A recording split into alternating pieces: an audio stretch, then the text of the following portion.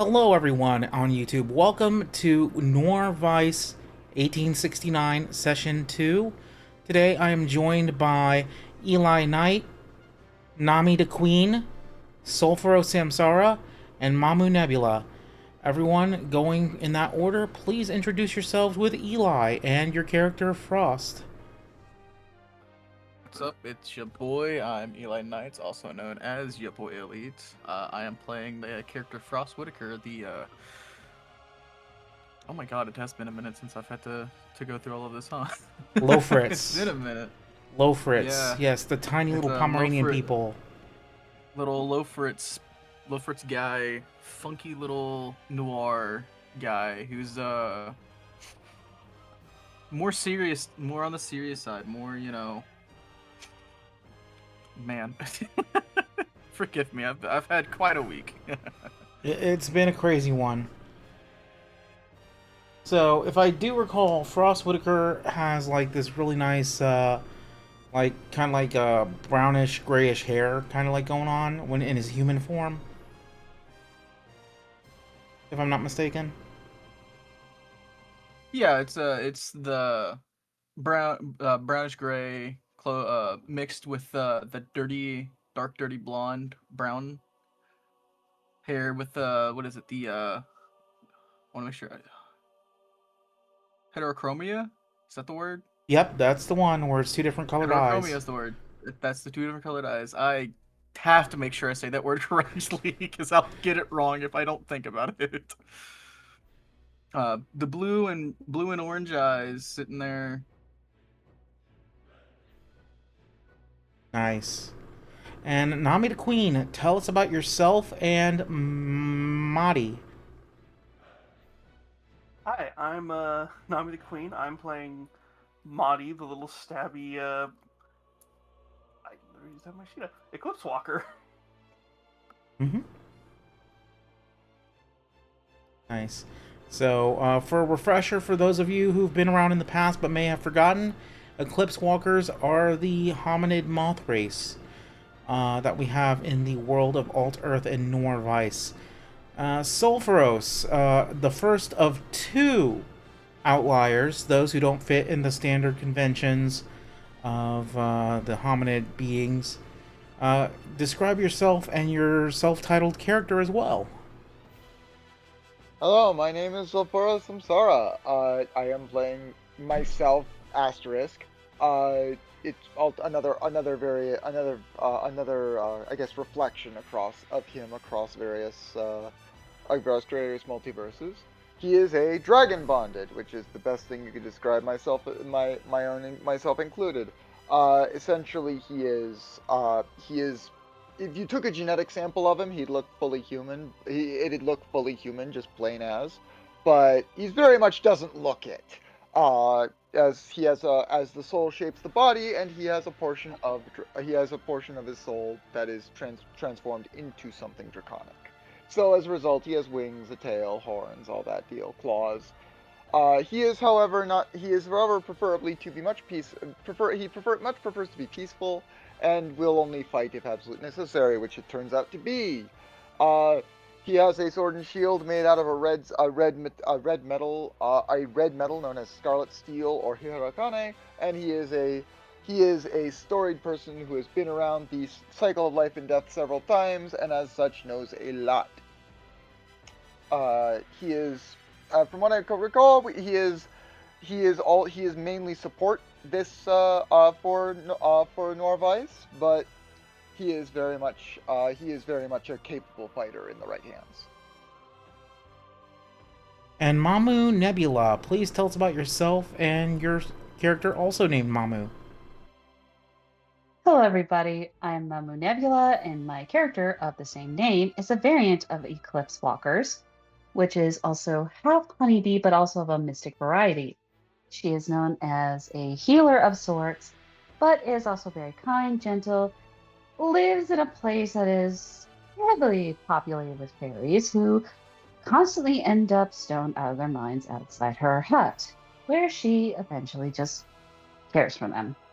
She's basically a support, but hell, if you've had one hell of a day, she's the one you go to.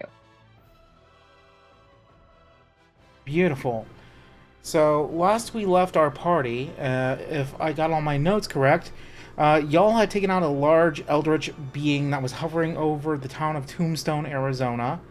And Sulfuros also deduced from a tattoo on a corpse of a murder victim named Dahlia in the local cathedral that, well, it's just a small town church, but whatever. So, in the small church, in the rectory, there was a woman who was found with a very unique tattoo. And if I do recall correctly, Sulfuros asked White Earp that the corpse be burnt. And what did we determine, Sulfuros, from your analysis? That the elder gods are involved. That it was the sign of the Necronomicon, and people never know to leave that book well enough alone.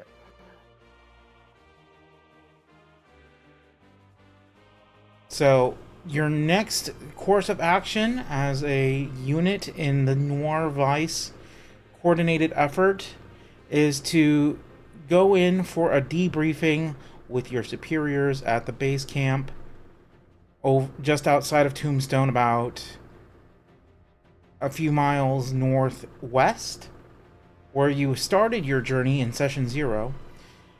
And from there, find out your next course of action. So at this point, it is up to you. You're at the base of operations, so to speak. You see Agent Ink, Agent Paper, a few other mercenaries who helped in the operation, the leadership of Noir and Vice, the founders, Miss Noir and Mr. Noir and Miss Vice. So you got to figure out who you're talking to next and what your next course of action will be. So we'll start with Frost. What is Frost doing in this scenario? Keeping in mind you're also being paid very well, very, what I'm looking for, generously for your efforts. So you also have the ability to collect.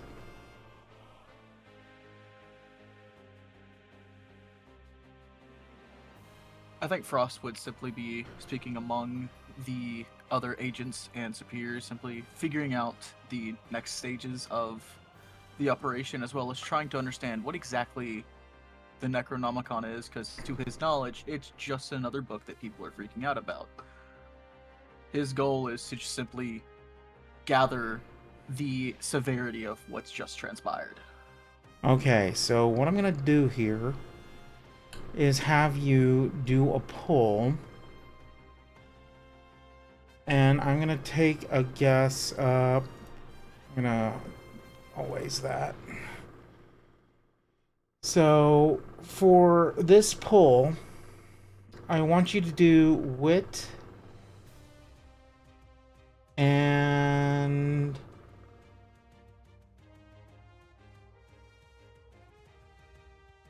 investigation.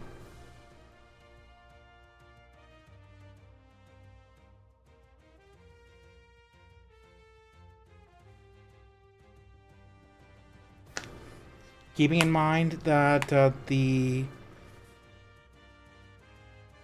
successes are faces and aces, the fails are jokers, and the number cards are just pretty much neutral.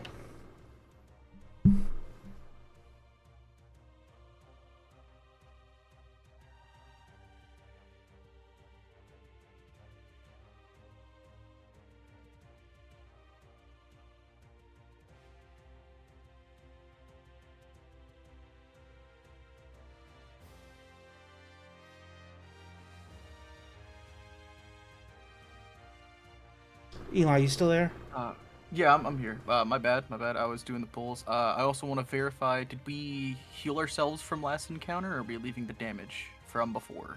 Okay, so any damage acquired after a time skip of, well, it's been 5 weeks, should be considered null and void. So you're all back at full health. You've recovered. You've rested. You're all good. Just making the verification. I appreciate it. Out of my pools of 5 total, I had 1 face card, 1 king club. Okay. So you know from what you've gathered, based on vague third or secondhand knowledge, that the Necronomicon can be used to do some bad shit, and it's very well. The way it's presented to you, you believe it. If you were to get more information. But all you know is that the Necronomicon is not just a regular book at this point, but nothing else.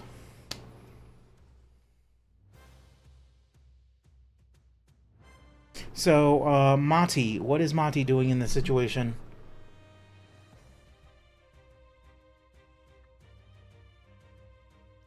I think right now she's just getting prepped for the next job is all. Until, well, the basic kind of prepping until we know what we're actually doing. Okay. So, if you're prepping, I want you to, uh, hmm. So, I'm gonna go with wit, because you're thinking on your feet. And,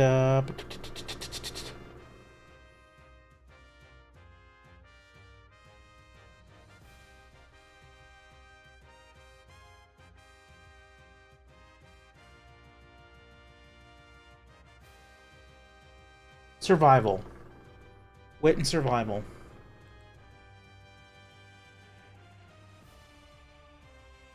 So that's going to be, I believe, 2 pulls for me, because I don't think I have anything. No, 3 pulls then for the 2 for wit and 1 for survival. Yep.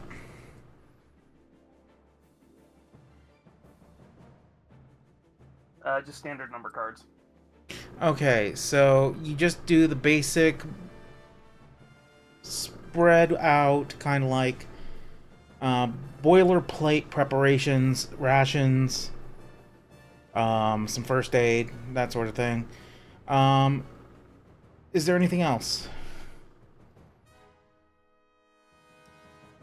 Right now, for me, not much, just because all I know is that we just fought a bunch of monsters and it's just getting ready for the next time we have to fight more monsters. Fair enough. Sulfuros. What is Sulfuros doing?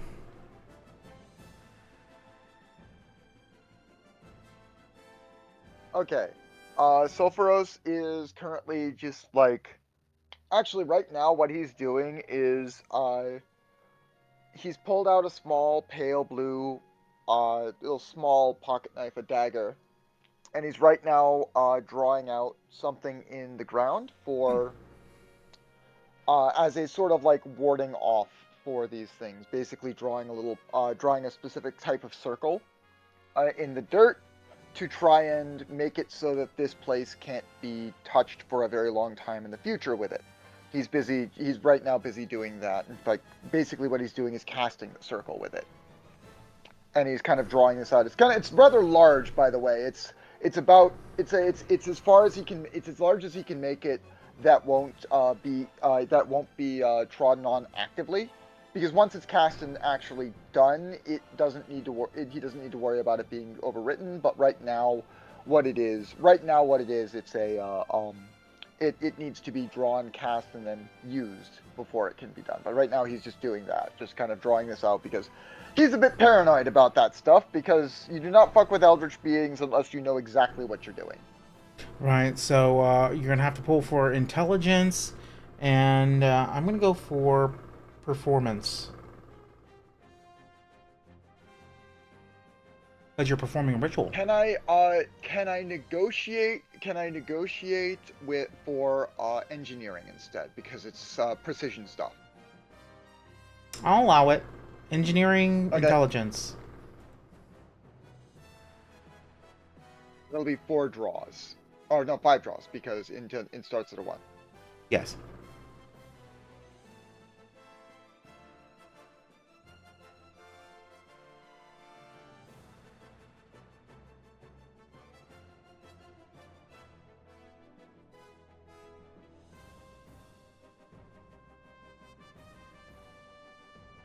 Two successes, Jack of Clubs, Jack of Hearts.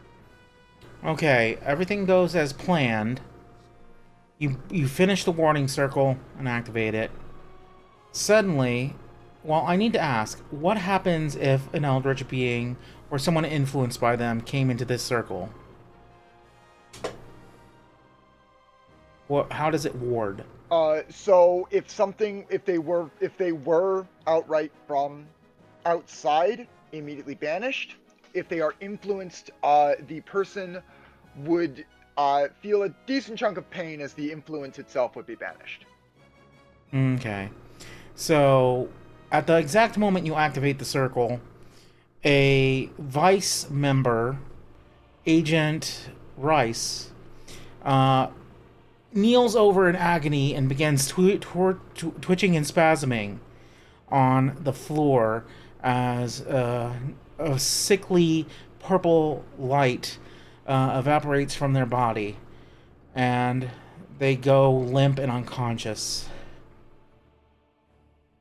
Sephiroth rushes over to catch them before their head hits the ground. It's like, good thing I did that then. Okay. So, you have an unconscious, eldritch influenced, formerly, agent in your midst, in your arms. How do you coax them back into consciousness? If I would reach into my alkahestry toolkit and pull out some smelling salts. Okay. Agent Rice wakes up. Sorry. Go on. Sorry, go on. Agent Rice wakes up and they're like, and he says, "This isn't India. What the fuck?" No, it's not. It seems that you were possessed by something eldritch, and you got caught in the warding circle that I made. Do you remember anything during that time? It was January. Is it still January? It's very hot. Out of character confirming, it's not January anymore, right? It's like March or something like that? It's about May. Okay, yeah. No, sir, it is May, so you've been out for a while, which makes the time scale of this a lot longer than I expected. This was not sudden. Fuck. Where is Agent Paper? Sulfuros would call over to Agent Paper, saying, "Hey, we got something here." Agent Paper rushes over to the two of you and is like, "What's going on? Agent Rice, what's up?" And then Self would chime in saying, got caught in the warding circle I made for Eldritch influence, and turns out he was influenced. So we were about to have a sleeper in our midst. I'm glad we did this.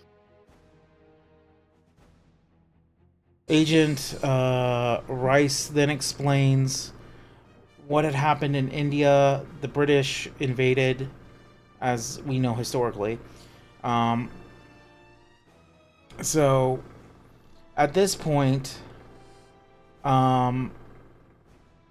they're in a situation where they're going back and forth. The main details of which are that the British invaded, mostly for tea and spices, as they do, but they'll use the tea but not the spices. There was a resistance against the British, volunteer army kind of deal.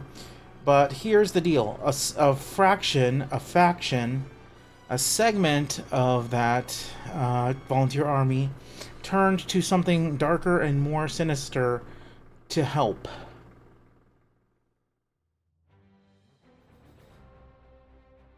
And somehow Agent Rice got caught up in it. And even worse yet, both sides have factions involved in this dark energy. Now, where is Mamu in all of this? At first, Mamu is trying to cleanse herself after most generously being shown that horrid symbol, but has overheard this situation going on with poor Rice. She quickly comes over to see if he's all right, but immediately recoils back, feeling the energy of what just transpired. She shivers and just takes a few steps back before looking at Sulfuros and asking, "What on earth happened to him?" He was actively possessed by Eldritch influence while we were dealing with the thing. How long was he possessed? Is he stable? What? He's sorry. stable. He's stable now. He was possessed since January, apparently. January. I reach into my bag and start pulling out some things, one of them being a meditation rope. I then reach into my bag, pulling out some sage and a light stick, and I look over at Sulfuros.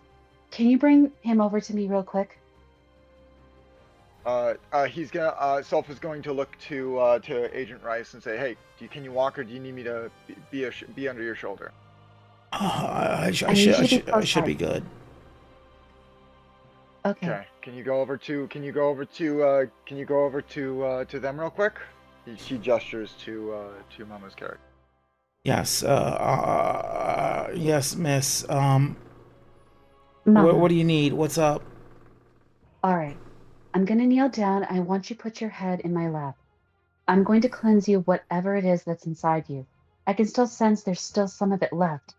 What I can tell is that the circle only took out a bulk of it, but there's still remnants of it still left in you. Okay. The circle purges the circle purges enough of the influence for you to remain yourself, but if it still exists in there somewhere, if they can still, it can hide still, instead of being banished, it can a small core of it can choose to hide deep inside. So yeah, get that out. Okay, so Mamu, I need you to go with wit and empathy. Okay, out of character, I draw 5 cards, right? Yes.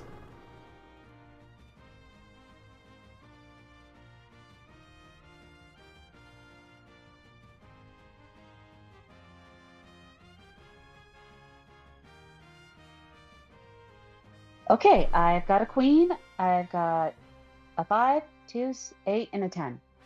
Is it the Queen of Hearts? Queen of Hearts. Holy shit, that's a crit. So, let me see. What is your charm stat? Hang on, let me look here. Charm stat.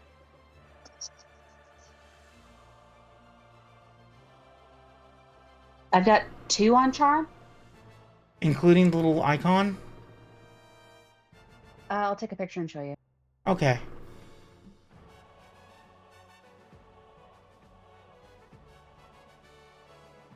Because, like, the little picture icon counts as 1.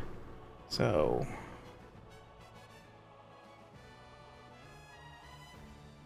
Okay, cool.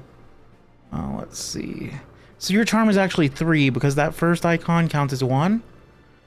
So, 2 times 3, so 1 plus Queen of Hearts times... So 1 plus 3, that's 4 successes, based on your charm stat.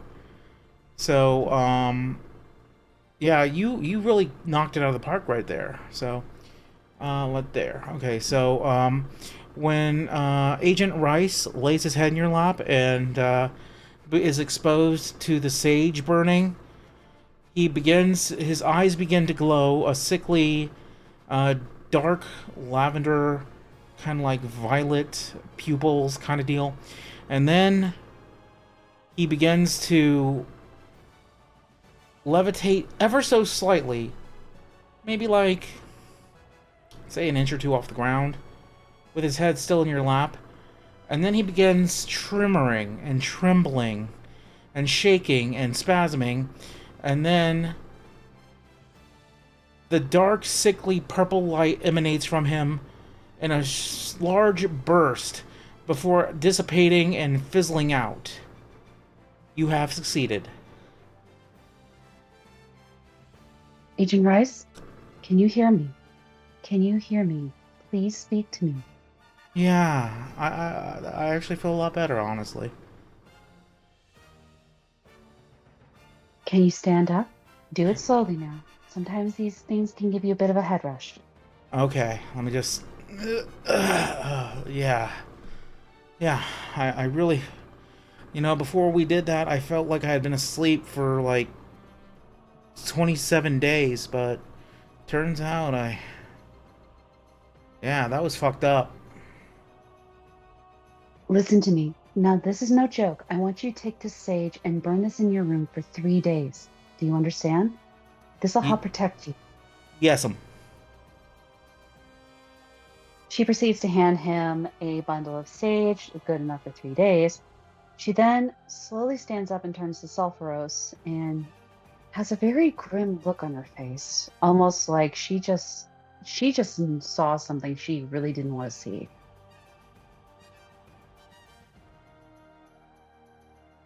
Sulfuros, you're muted. What's up? He looks to her and he looks to Momo and's like, what did you see? She starts pulling at her fingers before coming closer and sort of whispering, "What I saw, that was more than just Eldritch. Someone is missing, not just with the Necronomicon. Something else was in there." She shivers, like she really didn't know how to describe it, but from her looks, it was definitely something darker than just the Necronomicon itself. He thinks pensively and thinks back on what he was. He thinks pensively on what he's been dealing with, and what he's dealt with in the past, and looks and would that be a check to think back on, like, what else would be with this? Well, because you asked, yes, we're gonna go with intelligence and fuck, investigation, because you're investigating your memories. Okay, that'll be a raw. It'll be then a raw 3 then.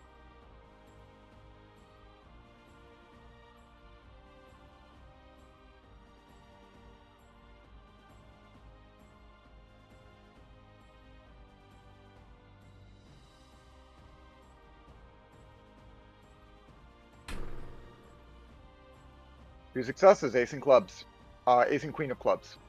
Nice. So, with this, you think back upon your memories, and you remember hearing, in passing, of something beyond the deep elder gods, beyond the great old ones, beyond Earth, beyond space, beyond time. Within the Omniverse, you have heard whisperings of anti-reality. Or unreality. The things that statistically and logically, ethically, and morally cannot and should not exist, and somehow do in between the spaces of space.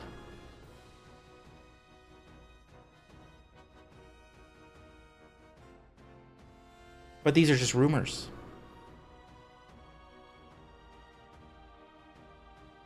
Concepts, ideas, abstracts.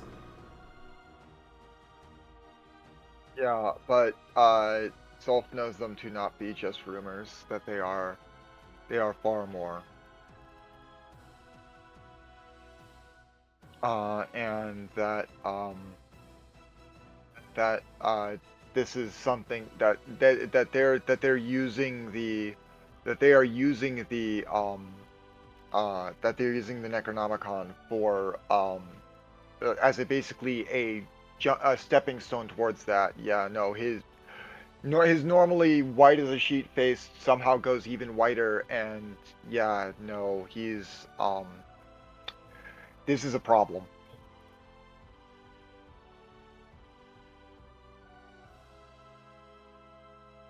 Right. So, going back to Eli, it has been a while. So, at this point, have you been listening? Has Frost been listening? What's going on with this? What's happening?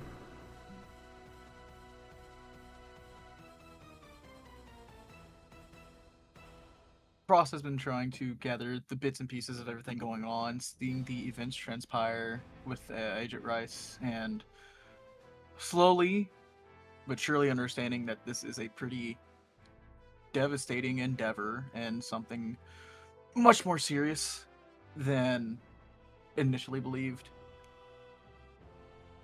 After seeing the state that the agent was in and what it took to essentially cure them of that state, is simply processing the upcoming events that will transpire, and is more so mentally preparing for how serious these future encounters may end up being, especially with what we had just encountered in the previous events, piecing together that there may be greater things that we will have to deal with.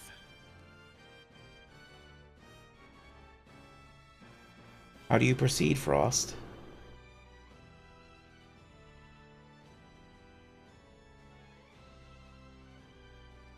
I think for the upcoming events, Frost will go ahead and begin to also try to prepare himself and get his things gathered, make sure he is ready for their next task.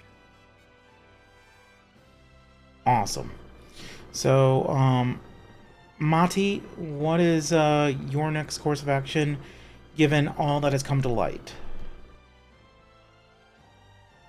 Can I get some holy water?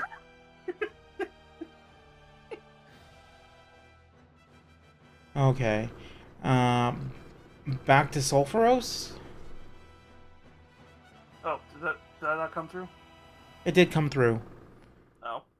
Yeah, No, so... Bonnie's just panicking at what just happened. Like, holy water? Holy water! Holy shit! Okay, but yeah. So, I remember did anybody remember that... This is out of character, by the way.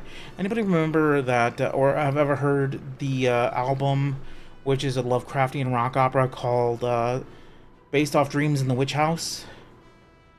No, I don't think so. And this is out of character. Yes, this is out of character. So yeah, Dreams in the Witch House is an album based off of the H.P. Lovecraft short story or novella of the same name, about this university student who goes crazy and becomes influenced by an eldritch witch named Keziah Mason.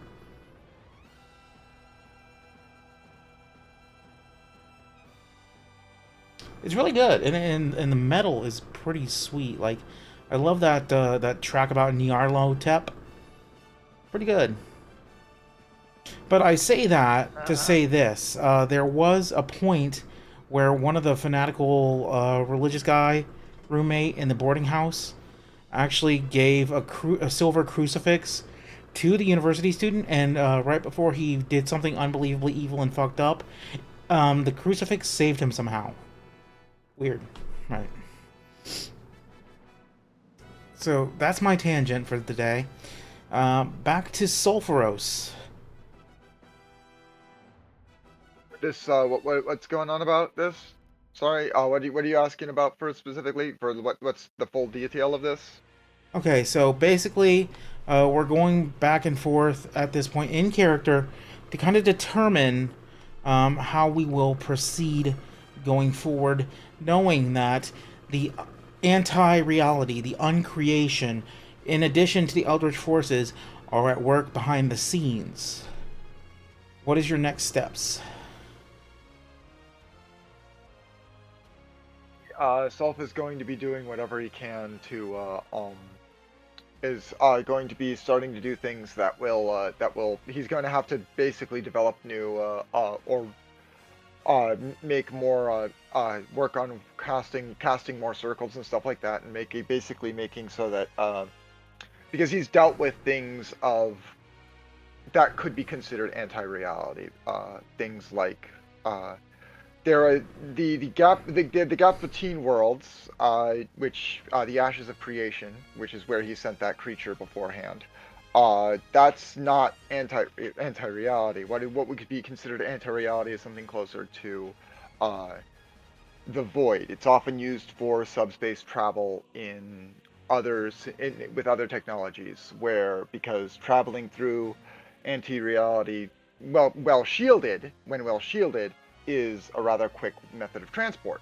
However, the rules of anti-reality in general are, as one may expect, not at all remotely the same. So things coming into it either things are coming into our world from anti-reality either basically explode on contact in some way, whether it be disintegration or outright explosion, or just cause problems in general to the rules of reality. So he's going to need to figure out ways to stop it, which may include drawing in non-Euclidean fashion, which he will say something he has to repractice. The drawings he will make will look very weird and will probably drive those who look at them too long mad, so he has to put them in places where people aren't going to see them. Awesome. And Mamu, you've been through a lot in character. Out of character, I gotta ask, what does she do next? Well, out of character, she would start to try and calm herself down, as all this has pretty much overwhelmed her. So she gets to her cart with a collapsible tent and opens it. She gets out one of her items, a meditation robe, followed by incense and her portable tea set. She starts brewing a special mixture of a calming tea mix of lavender, chamomile, and one of her other honey blends. She then lights the incense inside the tent, filling it with its calming aroma that seems to be unconsciously spreading throughout the entire facility, unbeknownst to her, because she sometimes does that. She goes inside and starts to meditate, basically trying to cleanse both her mind and her soul, given the exorcism she had to do. She is more or less just trying to calm herself down and prepare herself for what might come ahead.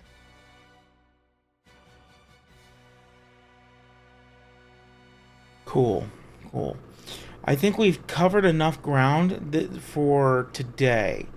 I do think that since we have been away for several weeks, we've established enough narrative to where we got something we can work with and have refreshed our memories on how to do this and how to go about it.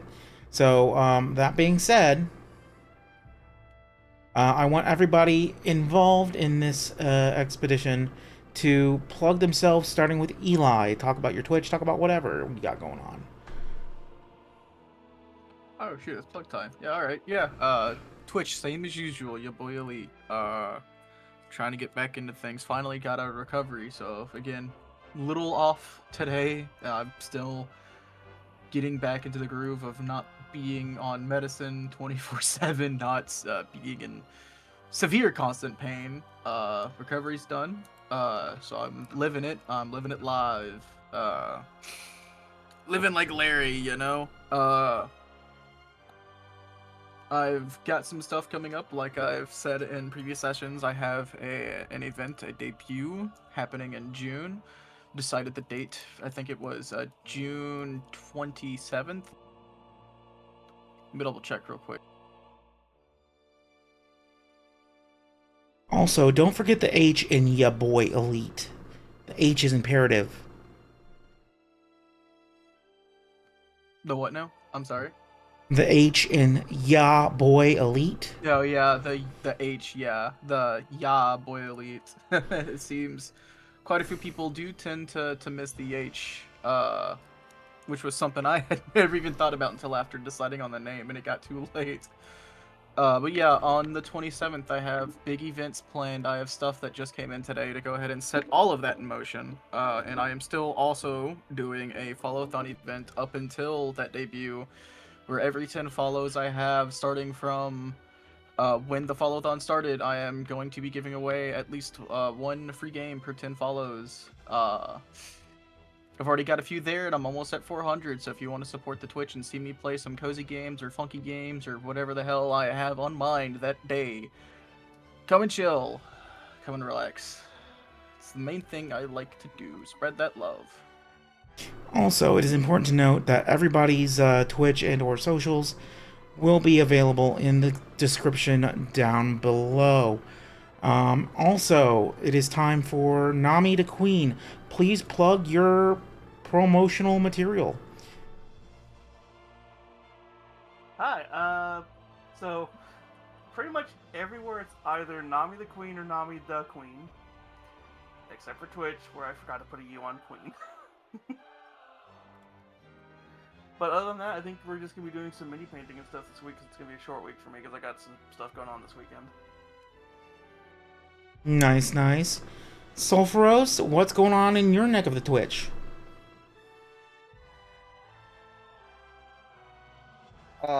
For me, I've been doing weekly streams of a game called Soulframe. I've been doing weekly streams of the same game called Soulframe. It is a game in the same made by the same people who did Warframe,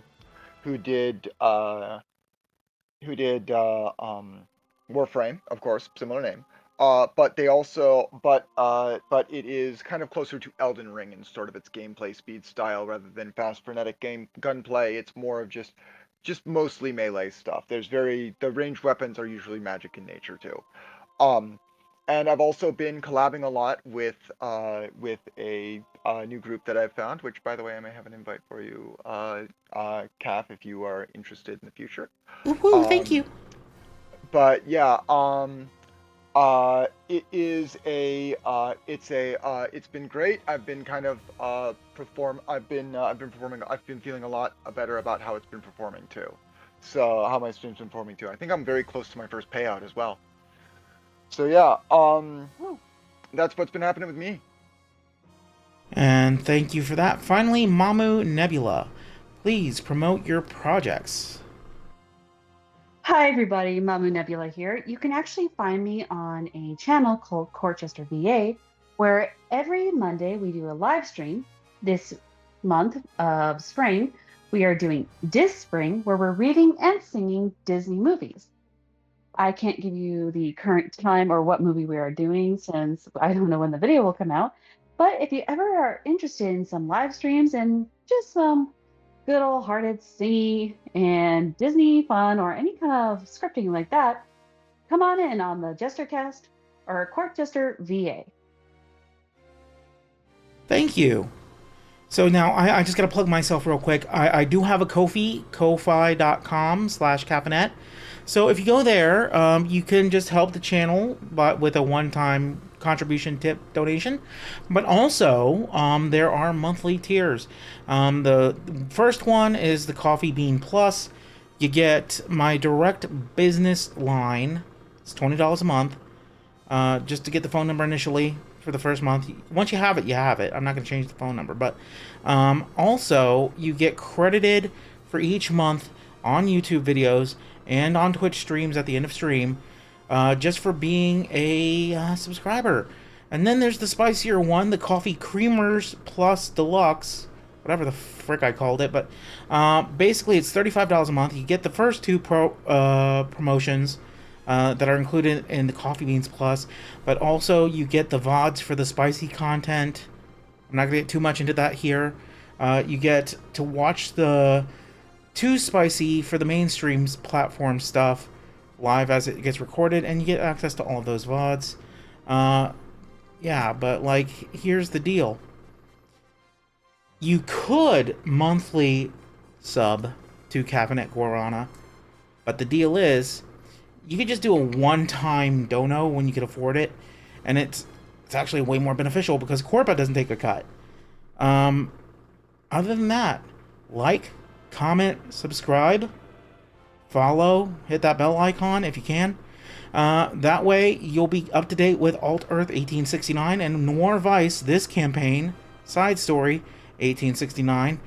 And we'll be with you every week with a different TTRPG. God willing, and the creek don't rise. Anything else anybody want to say before we end the recording? Nope, I think we're good. I'm good. Okay. So I'm going to put a funny little animation at the end here. And then when it's over, we'll just do the credits and all that. Bye!